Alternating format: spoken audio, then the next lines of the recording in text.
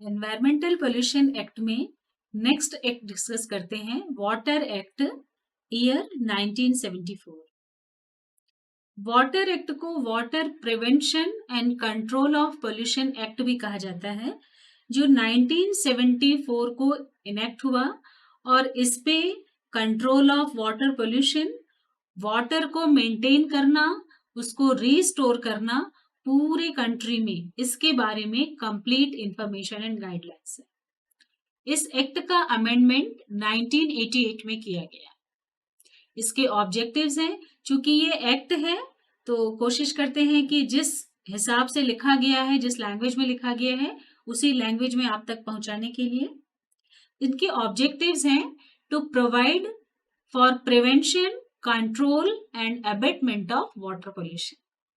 Second है for maintenance और restoration of the wholesomeness of water. Third objective है for the establishment of pollution control water boards. Fourth है to assess pollution level and punish polluters. मतलब first में जहां पर prevention control की बात कही गई है, सेकेंड में उसके सेकेंड ऑब्जेक्टिव में उसके मेंटेनेंस और रिस्टोरेशन की बात कही गई है। थर्ड ऑब्जेक्टिव में पोल्यूशन कंट्रोल बोर्ड्स की एस्टेब्लिशमेंट की बात कही गई है और फोर्थ में पोल्यूशन लेवल और पनिशमेंट की बात कही गई। वाटर एक्ट जो है वो 64 सेक्शन का बना हुआ है और इसमें 8 चैप्टर्स है।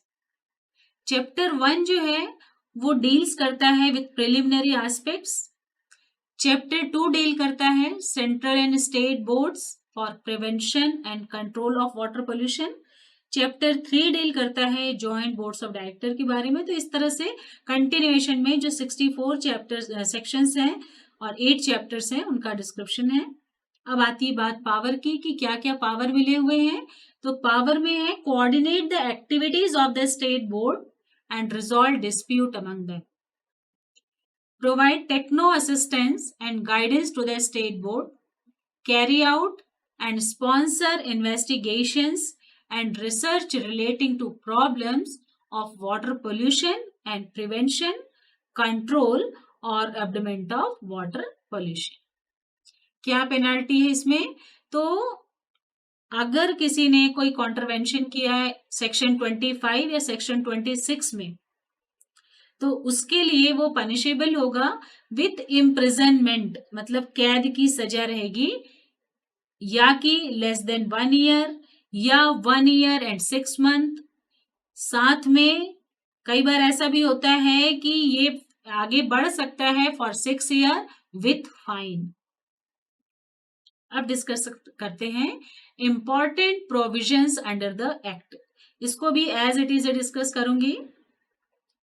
Section 3 of the act provides for the constitution of a central board, CPCB.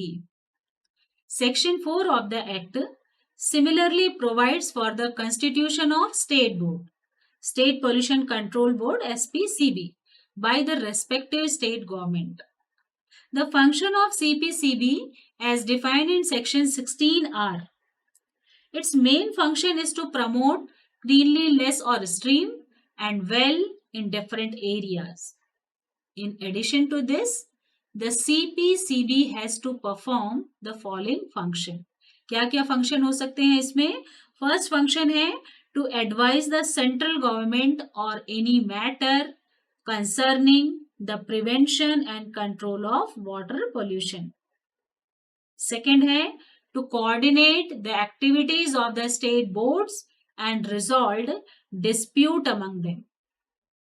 Third one, to provide technical assistance and guidance to the state boards. Fourth one, to plan and organize the training. Fifth one, to inspect the sewage or trade effluent, works the plan for the treatment of sewage and trade effluents.